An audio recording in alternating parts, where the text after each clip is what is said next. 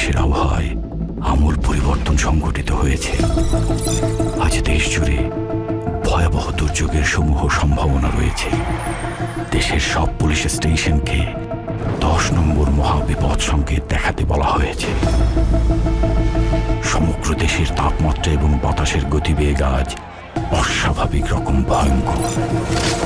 সমগ্র দেশবাসীকে তাই আজ যে যেখানে অবস্থান করছেন সেখানেই অবস্থান করতে অনুরোধ জানানো যাচ্ছে।